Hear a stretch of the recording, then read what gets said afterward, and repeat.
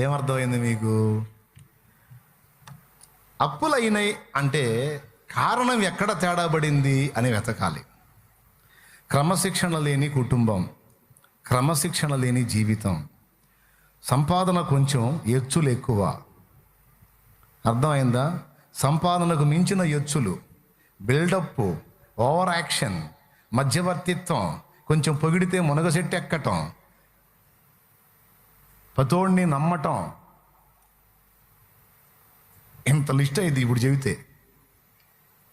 అప్పులకు కారణం ఏంటి అని టైటిల్ పెట్టుకుని కింద రాయాల మ్యాటర్. అర్థమైందా? సంపాదన కొంచెం ఉంటే ఇల్లు తీర్చి మొదలు పెడతాడు, అయిపోయేసరికి సమృద్ధిగా లైన్లో ఉంటాయి. ఏంటి? అప్పులు. చివరికి అది బేరం పెట్టి అమ్మినా చాలు. నీ సంపాదన ఎంత, నీ రాబడి ఎంత, నువ్వు వెచ్చించాల్సింది ఎంత, నీ పద్ధతి ఏంది, నువ్వు చేసేది ఏంది? ఎచ్చులకి మొదలు పెట్టామరా, వాడు కట్టాడు నేను కట్టపోతే అట్ట అందరూ ఉయ్యరా ఏంది? ఏమైనా కానీ నా ఈ బంగారం అంతా చేయాల్సిందే.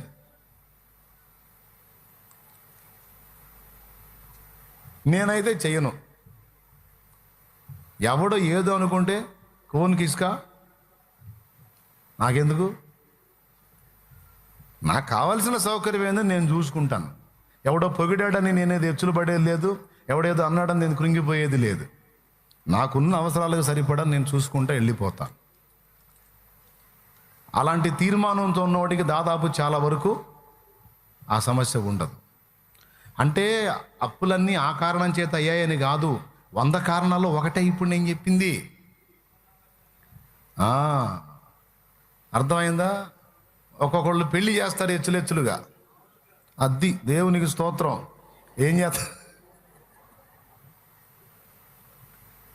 బాధితుడు చెబుతున్నాడు అక్కడ, మామూలుగా కాదన్నా. ఇప్పుడు నేను జస్ట్ మచ్చుతొనకలాగా ఇల్లు అని పెళ్ళని మొదలు పెట్టాను. ఇంకా అప్పులకి కొంతమంది ఇల్లు కట్టి బుక్ అయితే, కొంతమంది పెళ్లి చేసి, ఎట్లారా మరి అందరూ చుట్టాలే, మనకి చాలామంది ఉన్నారు, అందరినీ పిలవకపోతే మర్యాద కాదు, చేసేది ఏదో గ్రాండ్గానే చేయాలని ఆడ గ్రాండ్ మోత అయిపోయిన తర్వాత ఇక డబల్ గ్రాండ్ మోత ఈడ మోగుతూ ఉంటుంది. ఈ పెళ్లి చేసుకున్నాడు కూడా మనసు ఉంటుంది, పాడు ఉంటుంది. వచ్చినోడు తిన్నాడు పోయాడు,